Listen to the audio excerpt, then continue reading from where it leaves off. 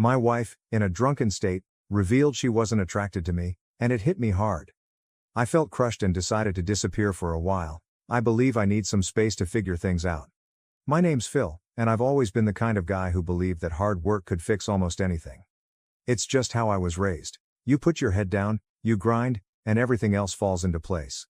That mindset shaped my life, especially when it came to my marriage. For as long as I can remember, my days were a blur of meetings, deadlines, and deals. I worked hard.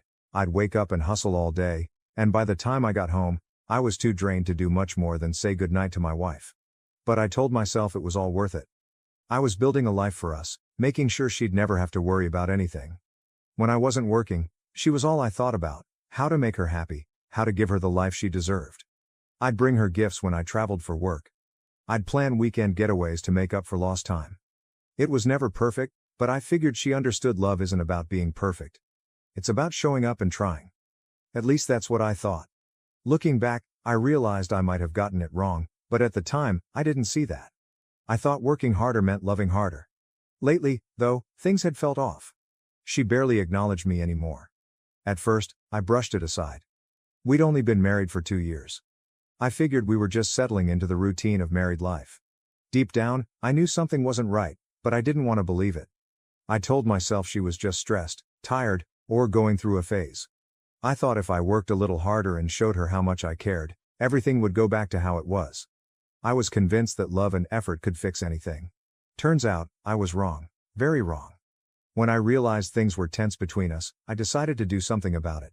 I thought maybe a romantic dinner could help us reconnect. I don't know. Maybe I was being naive, but I believed in trying. I spent the entire afternoon preparing. I cooked her favorite meal, chicken parmesan with garlic mashed potatoes, something I hadn't made since our first date. I set the table with candles, dimmed the lights just right, and picked a playlist of slow songs she used to love. It was my way of saying, I see you, I miss you, and I'm trying. When she walked through the door, she looked surprised. Wow, she said, glancing around, her eyes landing on the table. For a second, I thought I saw a flicker of something, gratitude maybe. She kissed my cheek, sat down, and smiled. We started eating, and the conversation flowed light and easy. She complimented the food, joked about how I was secretly a better cook than her, and for the first time in months, she laughed genuinely. In that moment, I thought maybe we could find our way back. But after her third glass of wine, things went downhill fast. She was drunk. It was subtle at first. She leaned back in her chair, her expression loosening, her words coming slower, freer. I didn't think much of it until she set her glass down, looked at me, and said, "You're a nice guy. You make sure I'm okay. That's why I'm here with you." I froze. "What do you mean?" I asked, my voice steady even though my stomach was twisting. She laughed, soft but with a hint of pity. "I mean, I've never really been attracted to you, not in that way." Her words hit me like a freight train, but she didn't stop there. She leaned forward, resting her chin on her hand like she was telling me a casual story. "You're sweet, gentle, safe, but you're not my type." Then she started describing her type. Someone rougher, with a darker vibe, someone who isn't afraid to break the rules, the complete opposite of me. And then, as if it wasn't bad enough, she dropped the bomb. When I met him, my type, I just couldn't resist. One thing led to another, and she trailed off, but I didn't need her to finish. I knew what she was saying.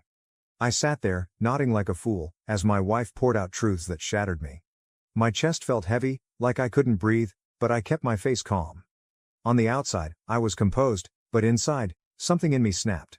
This wasn't an apology. It wasn't even regret. It was a drunken justification, as if she wanted me to understand her reasons for betraying me. And at that moment, I realized I didn't need to yell. I didn't need to fight. I just needed to let her finish and then decide what to do next. When I went to bed that night, I knew there was no going back.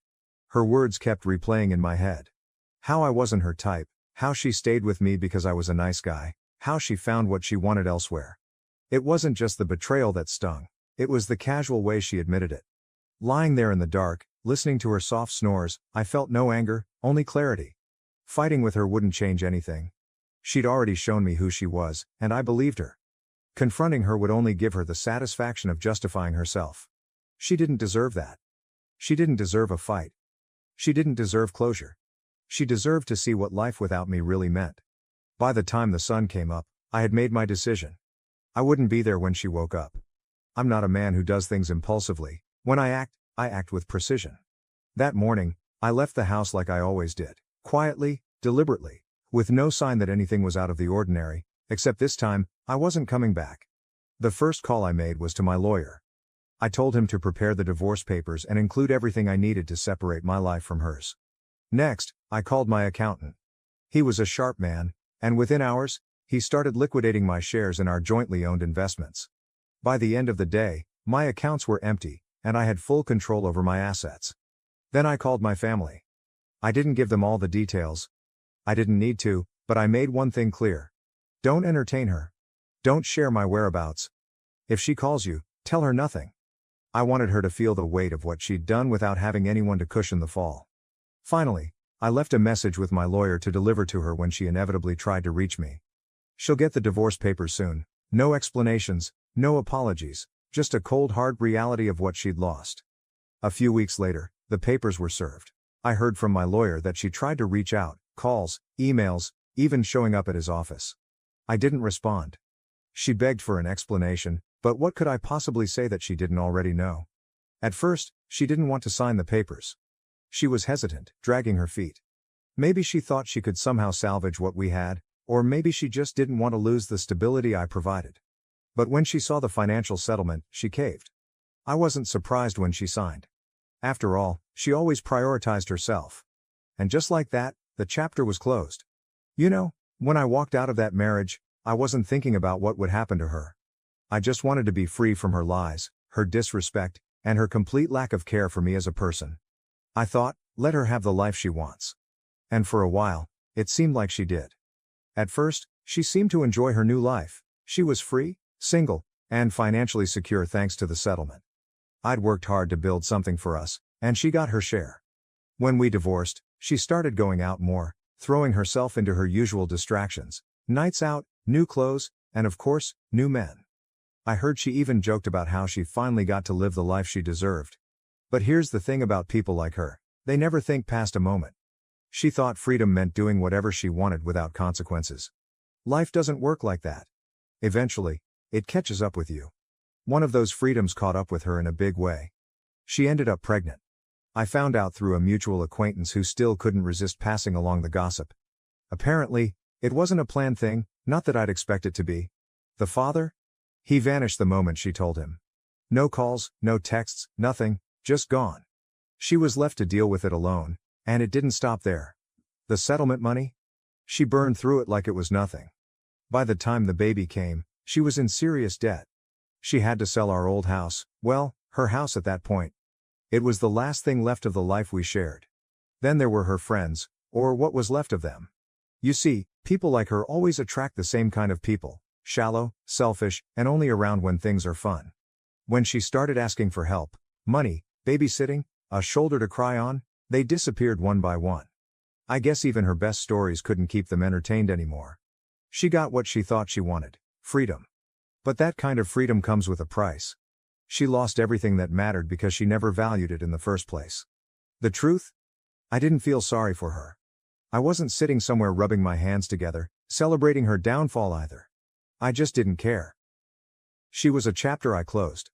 Some people think they're escaping something when they're really running straight into a wall. That was her. She ran, and when she hit that wall, there was no one left to catch her. Years had passed. My life had moved on. Not in some flashy, dramatic way, but quietly, steadily. It wasn't perfect, but it was mine. Then one day, she found me. I was at home, sitting by the window with a book in hand when the doorbell rang. I wasn't expecting anyone, but when I opened the door, there she was. She looked the same, not looking bad, put together, carrying herself with that air of confidence I once admired. Her eyes met mine, steady and searching, as if trying to gauge my reaction. Seeing her again stirred nothing in me but a cold, quiet detachment. I didn't know how she tracked me down. All I felt was disgust. She stood there for a moment, staring at me as if waiting for permission to speak. I didn't give it. Finally, she started talking without waiting for any more approval. Her voice cracked as she spoke. "I've been trying to find you for years," she began, her voice low and shaking. "I needed to tell you how sorry I am. I made a mistake, a terrible mistake, and I paid for it every single day since." She paused, waiting for me to say something, but I didn't. I just leaned back on the front door, watching her squirm. I thought I could have everything, she continued, her hands trembling as she clasped them together. I thought I could find excitement somewhere else and still keep you, but I was wrong. I didn't realize what I had until it was gone. Her words spilled out, desperate and messy. She told me about how her life had fallen apart. The failed relationships, the debt, the loneliness. She even admitted that she was left pregnant and alone. She looked at me, tears streaming down her face, and said, "Please, I need you.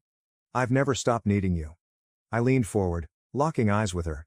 I wanted to make sure she understood that this wasn't a conversation. It was the end of one. "You made your choice," I said, my voice calm but firm. "You were never attracted to me, remember? I wasn't your type, so go find your type and see if he wants you." Now she flinched as if my words had physically struck her, but I didn't stop there. "I don't care what you regret. I don't care how much you've suffered. That's your burden to carry, not mine. Don't ever show your face to me again." I stepped back, closed the door, and walked away without a second thought. I didn't need her explanations, her apologies, or her regret. That part of my life was over, and there was no reason to reopen it. As I walked away, I thought about the man I had become. Losing her had been painful. It had torn me apart in ways I didn't know I could break. But it also forced me to rebuild, and I am still rebuilding. Sometimes the greatest gift you can give someone who betrays you is your absence, and sometimes the best thing you can do for yourself is to walk away and never look back. In losing her, I found myself, and that, I realized, was the only closure I would ever need. So let me ask you, if you were in my shoes, what would you have done? Honestly, think about it for a second. You've just sat through a dinner you planned to bring back some spark into your marriage, only to have your wife, the woman you vowed to spend your life with, tell you, between sips of wine no less, that you're not her type. She even had the nerve to laugh and explain how she's been with other men behind your back. What would you do? Would you stay and fight for someone who doesn't value you, or would you walk away?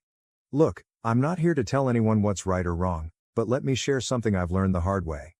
If you ever find yourself in a situation like mine, where someone shows you they don't respect you or your love, you've got to stop making excuses for them. Don't let their lack of appreciation chip away at your self-worth. The truth is, people treat you how you let them treat you. If they can step all over you once, they'll do it again, and it only gets worse over time. Leaving isn't easy. I get that. It's painful, it's messy, and yeah, it's lonely at first. But you've got to think about the long term. Maybe you're scared of what happens after, scared of starting over, of being alone. But let me tell you something, being alone is a hell of a lot better than being with someone who makes you feel like you're not enough. And when you finally walk away from someone who doesn't see that, you open the door for something better, even if that better thing is just finding peace within yourself.